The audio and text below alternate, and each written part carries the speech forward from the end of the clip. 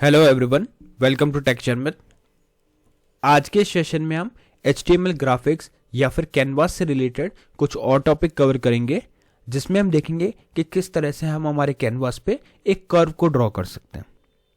ठीक है, इससे पहले वाले सेशंस में हमने देखा कि कैसे हम शेप्स बनाते हैं, डिफरेंट हमने रेक्टेंगल बनाना सीखा, हमने लाइन, सर्कल, ये सब ड्रॉ किया था, राइट। तो आज का सेशन भी उसी के कंटिन्यूएशन में है, जहाँ पे हम बात करेंगे कि कैसे हम किसी भी कर्व को ड्रॉ कर सकते हैं। क्योंकि सिनेरियोज हो सकते हैं, जब भी आप ग्राफिक पे वर्क करते हो तो हो सकता है ऐसा कंडीशन आपको मिले जहाँ पे आपको एक कर्व बनाना हो। तो उन सिचुएशन में कैसे कर्व बनेगा, क्या मेथड्स यूज होंगे और उसके आउटपुट क्या आने वाला है, वो सारा चीज़ अपन इसमें डिस्कस करेंगे। ठीक है, बट सेशन शुरू करने से पहले जस्ट एक रिकमेंडेशन है कि अगर अभी तक आप लोगों ने पहले वाले सेशन नहीं देखे हैं तो आप पहले उनको देख सकते हो, क्योंकि इसमें जो पूरी प्लेलिस्ट है एक प्रॉपर सीक्वेंस और सिंक में है। ठीक है, तो अगर आप उसको सीक्वेंशियली ही फॉलो करोगे तो आपके लिए और भी ज़्यादा ईजी रहेगा ऑन गोइंग टॉपिक को समझना। क्योंकि अभी के लिए हम मेनली फोकस किस पे कर रहे हैं, खाली कर्व वाले पार्ट पे कि कर्व कैसे ड्रॉ होता है। ठीक है, तो आई थिंक नाउ हम स्टार्ट कर सकते हैं। तो कोड की बात करें तो बहुत ही बेसिक और सिंपल सा कोड हमने यहाँ पे लिख के रखा हुआ है, जिसमें हमने एक टाइटल डाला है हेड सेक्शन के अंदर और एक हेडिंग रखी है बॉडी में। ठीक है, टाइटल में हमने शो किया टेक्सचरमैथ और हेडिंग में हमने डाली है HTML बाय टेक्सचरमैथ। ठीक है, ये चीज़ें डाल दी। अब हमें क्या करना है, मैं पहले इसका आउटपुट दिखा देता हूँ, फिर अपन इसको और आगे देखेंगे। तो यहाँ पे देखोगे आउटपुट बहुत ही सिंपल सा आ रहा है वेब ब्राउजर पे HTML बाय टेक्सचरमैथ। ठीक है, अब हम यहाँ पे कुछ हेडिंग्स डालेंगे और अपने इस लॉजिक को समझेंगे कि क्या लॉजिक है, कैसे हम एक कर्व को ड्रॉ कर सकते हैं। तो पहले तो हेडिंग से ही शुरुआत करेंगे कि हेडिंग कैसे डालनी है इसकी। तो उसके लिए मैं यहाँ पे लिख देता हूँ H2। ठीक है, और यहाँ पे हम कौन सा कर्व बनाएंगे, हम कर्व बनाएंगे क्वाड्रेटिक बेजियर कर्व। ठीक है, तो उसके लिए आपको यहाँ पे लिखना पड़ेगा process to draw quadratic Bezier curve. ठीक है, ये हमारा आज का मेन टॉपिक है कि हमें प्रोसेस देखना है किसका, क्वाड्रेटिक बेजियर कर्व को बनाने का। अब बात हो रही है कर्व की, तो वो कहाँ बनेगा, एक कैनवास पे। तो सबसे पहले तो हमें क्या चाहिए, कैनवास चाहिए। कैनवास बनाने के लिए आप लिखोगे कैनवास एलिमेंट। अब इस कैनवास एलिमेंट के अंदर हम पहले सेट करते हैं क्या, ID। तो यहाँ सेट कर दो ID और ID में हम डाल देते हैं कैनवास 1। यहाँ आप कुछ भी नेम ले सकते हो, बट मुझे प्रेफरेंस अभी के लिए यही ठीक लग रहा है, तो मैंने कैनवास 1 ID ले लिया। बट ये चीज़ का आपको ध्यान रखना है कि जब भी आप उसको आगे यूज़ करो तो एज इट इज़ वहाँ पे मेंशन करो। अगर आप यहाँ चेंज भी कर रहे हो, ABC कर्व लिख रहे हो या कुछ भी लिख रहे हो, तो वही सेम चीज़ आपको स्क्रिप्ट में भी यूज़ करनी है। ठीक है, ID के बाद में हम डालते हैं विड्थ में डाल देता हूँ अभी के लिए 600 पिक्सल। उसी तरह से अपन को डालना होगा हाइट में अपन ने डाल दिया 300 पिक्सल्स। ठीक है, ये दोनों चीज़ डालने के बाद में अभी अगर आउटपुट देखोगे तो कुछ भी शो नहीं होगा। रीज़न, क्योंकि अभी तक हमने इस पर कुछ बॉर्डर वगैरह अप्लाई नहीं किया। तो यहाँ पे अब अपन अप्लाई करेंगे बॉर्डर, कैसे, स्टाइल के साथ में। तो स्टाइल लगाया और यहाँ लिख देते हैं बॉर्डर में क्या आएगा, 5 पिक्सल सॉलिड ब्लैक। ठीक है, ये हमने कर दिया 5 पिक्सल सॉलिड ब्लैक। इसको अभी करते हैं सेव, वेब ब्राउजर को रिफ्रेश। जैसे ही आप इसको रिफ्रेश करोगे तो आपको एक प्रॉपर यहाँ पे एक रेक्टेंगल शेप का कैनवास शो हो रहा है। बट इस चीज़ की क्लैरिटी हमेशा रखना कि ये कोई शेप नहीं है, ये जस्ट एक शीट ऑफ पेपर है जिस पे हम ड्राइंग करने वाले हैं। ठीक है, तो ये आपको पता होना चाहिए। कई बार क्या होता है, कोई टास्क मिलता है कि आपको रेक्टेंगल ड्रॉ करना है, तो वो कैनवास ही ड्रॉ करके रख देते हैं, बट वो करेक्ट नहीं है ना। ये तो बस एक शीट है जिसके ऊपर हमें एक्चुअल में शेप डिज़ाइन करनी है। तो जब भी आप कोई ड्राइंग बुक यूज़ करते हो तो वो ड्राइंग बुक की जो शीट है, जो पेज है उसका, वो है कैनवास, और उसके ऊपर जो भी आपने ड्रॉ किया, अगर फॉर एग्जांपल आपने एप्पल ड्रॉ किया या कुछ भी ड्रॉ किया, तो वो चीज़ शेप होगी। ठीक है, तो अभी हमने क्या किया, सिर्फ हमने एक कैनवास को ऐड किया। अब इस कैनवास के ऊपर हम क्या बनाएंगे, क्वाड्रेटिक बेजियर कर्व। कैसे बनेगा, स्क्रिप्ट की हेल्प से। तो यहाँ लिख देते हैं स्क्रिप्ट एलिमेंट के अंदर हमें क्या करना होता है, सबसे पहले तो अपने इसको ऐड करना होता है, अपने एलिमेंट को और कैनवास को, स्क्रिप्ट को और कैनवास को। तो उसके लिए अपन क्या यूज़ करेंगे, वेयर सी क्या करता है, वेयर सी करता है document dot gate element by ID और यहाँ पे हम हमारी आईडी स्पेसिफाई करेंगे। तो आईडी में मैंने डाल दिया क्या, canvas1। तो वही सेम आईडी आपको ऊपर मेंशन करी हुई है, वही यहाँ पे यूज़ करनी है। इससे क्या होगा, आपका जो वेयर सी है वो कंटेन अब इसको कनेक्ट कर लेगा, किसको, कैनवास को। ठीक है, फिर हम क्या लिखेंगे, फिर हम लिखेंगे वेयर CTX। ये क्या होता है, ये डिफाइन करता है कॉन्टेक्स्ट को।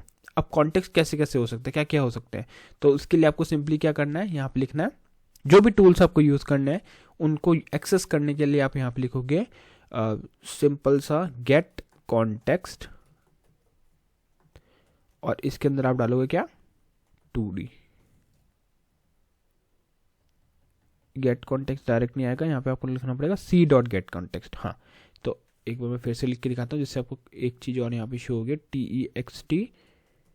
यहाँ पे देखो ये आपको डिटेल दिखा रहा है, तो यहाँ पे आप क्या डालोगे, 2D। 2D का मीनिंग क्या हो गया कि 2 डायमेंशनल।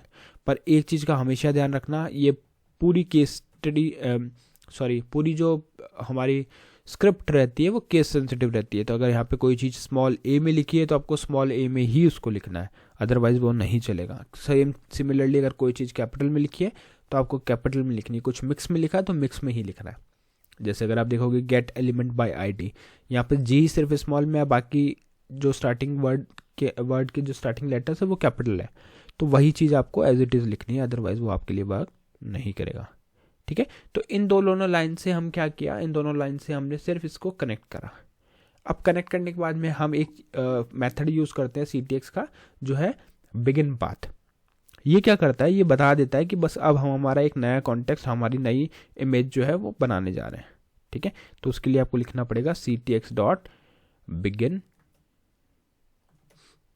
यहाँ आ जाएगा पाथ। ठीक है, ये आ गया बिगिन पाथ। बिगिन पाथ आ गया। अब इसके बाद में आपको क्या करना है, लिखना है CTX.moveTo। ठीक है, CTX.moveTo, और इस मूव टू में आपको वो पहली पोजीशन प्रोवाइड करनी है जिस पे से आपको अपना कर्व स्टार्ट करना है। ठीक है, तो मैंने यहाँ पे क्या डाल दिया, CTX मूव टू 10 और 100। ठीक है, स्टार्टिंग 2 लाइन जो है हमारी स्क्रिप्ट की, वो सिर्फ क्या करने का काम आ रही है कि एक तो आपने अपने एलिमेंट को या जो भी आप कैनवास यूज़ कर रहे हो उसको कनेक्ट करवा, उसके बाद में गेट कॉन्टेक्स्ट से हमने वो सारे मेथड्स किससे अटैच करवा दिए, CTX से। तो अब जब भी आपको 2 डायमेंशनल मेथड यूज़ करने होंगे तो आप क्या यूज़ करोगे, CTX डॉट और उस मेथड का नेम। पहला मेथड हमने जो यूज़ किया वो क्या है, बिगिन पाथ। बिगिन पाथ क्या करता है, ये बस ब्राउज़र को बताता है कि अब हम एक नया शेप ड्रॉ करने जा रहे हैं। तो ठीक है, फिर हमारे पास आता है CTX.moveTo। ये क्या करता है, ये आपको स्टार्टिंग पोजिशन आपको यहाँ पे स्पेसिफाई करनी होती है कि कहाँ से स्टार्ट करना है इसको, कर्व को। ठीक है, और फिर इसके बाद में जो हम मेथड यूज़ करेंगे वो उसके नेम से ही डिपेंडेंट है। तो यहाँ आप लिखोगे CTX क्वाड्रेटिक, फिर कर्व में C कैपिटल आएगा और T में 2 में T कैपिटल आएगा। ठीक है, अब आप यहाँ पे लिखोगे 250, 170, 230, 20। अब आप लोग सोच रहे होंगे कि ये क्वाड्रेटिक्स के जो कोऑर्डिनेट्स है ये हमने कैसे फाइंड आउट किए। तो ये जस्ट सिंपल सा मैंने ट्राई करके इन वैल्यूज़ को निकाला। तो सेम तरीके से आप भी हिट एंड ट्राई कर सकते हो। पहले आप जो मैं शो कर रहा हूँ एज इट इज़ यूज़ कर सकते हो, और फिर जैसा आपको ठीक लगे उस अकॉर्डिंग उसको चेंज कर सकते हो। ठीक है, तो इतना करने के बाद क्या हमें शेप वहाँ पे शो होगी, नहीं। क्यों, क्योंकि अभी तक हमने इसमें कोई भी स्ट्रोक अप्लाई नहीं किया। तो उसके लिए आपको क्या लिखना पड़ेगा, CTX.stroke। स्ट्रोक करने के बाद में इसको सेव करना है, वेब ब्राउज़र को रिफ्रेश करना है। जैसे ही मैंने इसको रिफ्रेश किया तब आपको एक यहाँ पे क्वाड्रेटिक बीजियर कर्व शो हो रहा है। ठीक है, तो इस तरह से अब यहाँ पे ये पोजीशनिंग कहाँ से आई, 10 और 100। तो 10 और 100 से इसने कर्व ड्रॉ करना स्टार्ट किया, फिर उसमें जो भी कोऑर्डिनेट्स को मिले उस अकॉर्डिंग उसने उस पूरे कर्व को ड्रॉ कर दिया। ठीक है, तो इस तरह से हम जब भी कोई कर्व को ड्रॉ करना चाहते हैं तो क्वाड्रेटिक बीजियर कर्व को आप इन फंक्शंस की हेल्प से ड्रॉ कर सकते हो।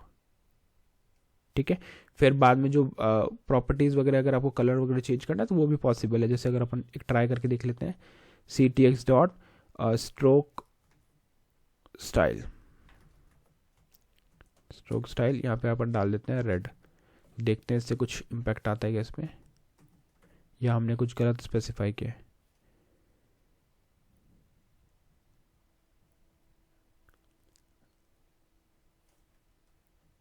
यहाँ पे हम एक मिनट चेक, ओके तो अभी मैंने इसको चेंज करा, तो यहाँ पे अब इस तरह से आपको लिखना CTX.STROKE कैपिटल S और फिर स्टाइल।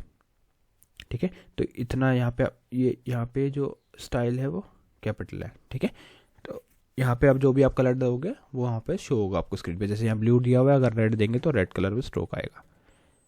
ठीक है, ये आपको रेड में दिख रहा है। तो इस तरह से जब भी आपको एक क्वाड्रेटिक बीजियर कर्व ड्रॉ करना है तो आप ये सारे मेथड यूज़ करके उसको ड्रॉ कर सकते हो। आई होप आज का सेशन क्लियर हुआ होगा।